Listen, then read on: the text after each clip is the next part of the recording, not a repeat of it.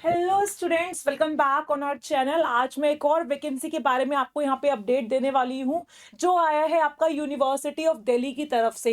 University of Delhi की तरफ से बहुत ज़्यादा वैकेंसीज आई हैं, जिसमें अलग अलग डिसिप्लिन के स्टूडेंट्स जो हैं वो असिस्टेंट प्रोफेसर की जॉब के लिए यहाँ पे अप्लाई कर सकते हैं। तो यहाँ पे एडवर्टीजमेंट जो है ये आपका 3 अक्टूबर को आया था, और जो लास्ट डेट आपकी यहाँ पे रहने वाली है जिसके लिए आपको अप्लाई करना है असिस्टेंट प्रोफेसर की जॉब के लिए, वो आपकी रहने वाली है 24 अक्टूबर। यानी कि आज 19 अक्टूबर है। स्टिल यू हैव टाइम, आप इस फॉर्म को क्या कर सकते हैं, फिल कर सकते हैं। तो आइए जरा एक बार इस एडवर्टीजमेंट को थोड़ा अच्छे से देख लेते हैं। तो यहाँ पे बताया हुआ है कि एडवर्टीजमेंट आपका 3 अक्टूबर को आया था, और यहाँ पे लास्ट डेट जो है वो है आपकी 24 अक्टूबर। 24 अक्टूबर तक यहाँ पे आप अपना फॉर्म जो है वो फिल कर सकते हैं, और इसके लिए आप अपनी वेबसाइट पर जा सकते हैं। अगर आपको और डिटेल्स चाहिए तो डेट इज www.du.ac.in, या आप सिंपली क्रोम पे लिखोगे ना वर्क विद डीयू, तो सबसे ऊपर आपको इस वेबसाइट पे एक एडवर्टीजमेंट दिखेगा जो 3 तारीख को आया था। उसमें सारी की सारी डिटेल आपको यहाँ पे मेंशन है।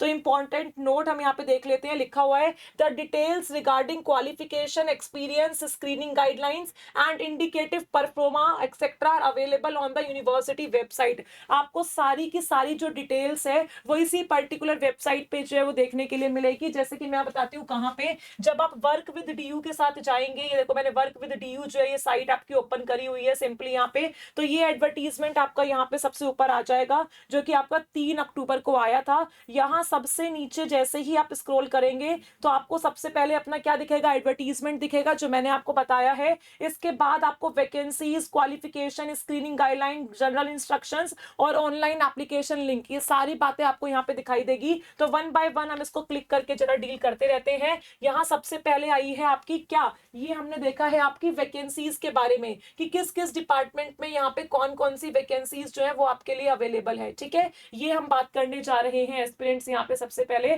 तो वैकेंसीज को लेके अगर हम यहाँ पे बात करें तो ये देखो भाई, ओवरऑल यहाँ पे कितनी कितनी वैकेंसीज हैं और कैसे कैसे हैं, इसको हम थोड़ा सा देखते हैं डिटेल में। कैटेगरी वाइज आपको सारी की सारी वैकेंसीज जो है वो मेंशन की गई है भाई। ठीक है, कैटेगरी वाइज आपको मेंशन की गई है। इसको जूम हम लोग कर लेते हैं अच्छे से, जितना मैक्सिमम हो पाए उतना हम इसको जूम करने की कोशिश करते हैं। राइट, ये देखो भाई, तो यहाँ पे हमें दिखाई दे रहा है जितनी भी वैकेंसीज है उनके बारे में। जैसे कि सबसे पहले अगर हम यहाँ पे बात करें किसकी, भीमा भोई चेयर की, ये आपका डिपार्टमेंट का नेम है, that is your Bhima Bhoi chair. यहाँ पे आपकी एक ही वैकेंसी है प्रोफेसर की पोस्ट के लिए, और ये अनरिजर्व्ड कैटेगरी को मिलने वाली है। सिमिलरली इसके अलावा अगर हम बाकी डिपार्टमेंट्स की बात करें कि कौन कौन से डिपार्टमेंट्स में यहाँ पे वैकेंसी निकली हुई है, तो आप यहाँ पे देख सकते हैं, आपको दिखाई देगा एंथ्रोपोलॉजी के लिए, ये देखो भाई, ये देखो anthropology, Arabic, biochemistry, biophysics, botany, सारे आप यहाँ पे नाम देख सकते हैं। क्या क्या नाम है भाई, यहाँ पे जो बायोलॉजी वाले स्टूडेंट है वो बायोकेमिस्ट्री के लिए, फिजिक्स वाले बायोफिजिक्स के लिए, बॉटनी के लिए बायोलॉजी वाले स्टूडेंट्स। इस तरीके से अलग अलग यहाँ पे जो वैकेंसीज है वो निकल के आई हुई है। आप कॉमर्स के लिए हैं तो उसके लिए भी वैकेंसीज है, बुद्धिस्ट स्टडीज के लिए वैकेंसीज है, इकोनॉमिक्स के लिए, इंग्लिश के लिए, एनवायरमेंटल स्टडीज के लिए बायो वाले स्टूडेंट यहाँ पे अप्लाई कर सकते हैं एनवायरमेंटल स्टडीज में। तो बहुत सारी वैकेंसीज जो है वो आपको यहाँ पे देखने के लिए मिल रही है। कितनी कितनी पोस्ट है ये भी आपको सब जगह मेंशन है। ज्योग्राफी के लिए, जेनेटिक्स के लिए, आपका लाइब्रेरी के लिए, हिस्ट्री के लिए, लॉ के लिए, बहुत सारी आपको यहाँ पे वैकेंसीज देखने के लिए मिल रही हैं। जैसे कि माइक्रोबायोलॉजी के लिए आप देख सकते हैं, आप लॉ के लिए देख सकते हैं, म्यूजिक के लिए देख सकते हैं, फिलोसफी के लिए देख सकते हैं, प्लांट मॉलिक्यूलर बायोलॉजी के लिए देख सकते हैं। तो अच्छी खासी वैकेंसीज जो है यहाँ पे आपको दी हुई है। ठीक है, इसके बाद अगर हम यहाँ पे बात करें किसका भाई, नोट क्या दिया हुआ है एडवर्टीजमेंट के साथ, इस पोर्शन की अगर हम बात करें, जूलॉजी के लिए भी वैकेंसी है भाई, उर्दू के लिए भी है। इन ओवरऑल आपको कितनी वैकेंसी दी है भाई, 145 वैकेंसीज जो है वो आपको यहाँ पे ओवरऑल दी हुई है। टोटली कितनी, 145 वैकेंसीज है।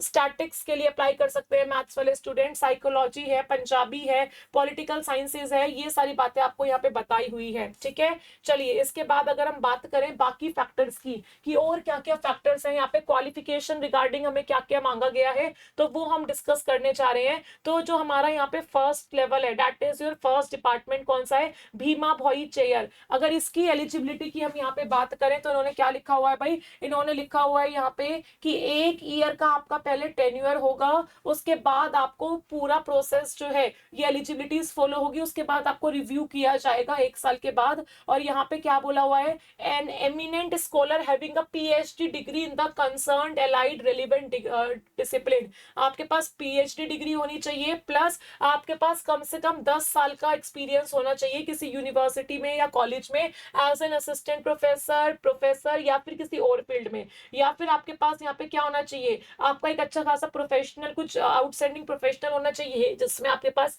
पीएचडी डिग्री होनी चाहिए, ठीक है। और साथ साथ आपका जो ये नॉलेज है ये आपने अपने जो 10 साल है वो कहाँ लगाए हैं, कैसे लगाए हैं, अगर किसी रिसर्च में लगाए हैं, कुछ लगाए हैं, तो अभी आप क्या कर सकते हैं, यहाँ पे अप्लाई कर सकते हैं, ठीक है। उसके बाद अगर हम बात करें arts, commerce, laws, humanities, sciences, language, library sciences के लिए, तो आपके पास पीएचडी डिग्री यहाँ पे होनी चाहिए। और साथ ही साथ उन्होंने क्या लिखा हुआ है, a minimum of 10 research publication in the peer reviewed और यूजीसी लिस्टेड जर्नल्स, ठीक है। आपके पास यहाँ पे 10 रिसर्च पब्लिकेशंस जो है वो होनी चाहिए, और यहाँ पे आपके पास 10 साल का टीचिंग एक्सपीरियंस भी होना चाहिए। तो ये आपकी एलिजिबिलिटीज जो है वो लिखी हुई है। म्यूजिक के लिए भी आपकी यहाँ पे एलिजिबिलिटीज है, तो अलग अलग डिपार्टमेंट्स के लिए अलग अलग एलिजिबिलिटीज जो है वो यहाँ पे मेंशन की गई है। देन अगर हम जनरल इंस्ट्रक्शंस की बात करें कि जनरल इंस्ट्रक्शंस हमें क्या क्या दिया हुआ है, तो ये देखो भाई, सबसे पहले तो जितने भी यहाँ पे एस्पिरेंट्स हैं जो अप्लाई करना चाहते हैं वो सिर्फ ऑनलाइन तरीके से ही यहाँ पे क्या कर सकते हैं, अप्लाई कर सकते हैं,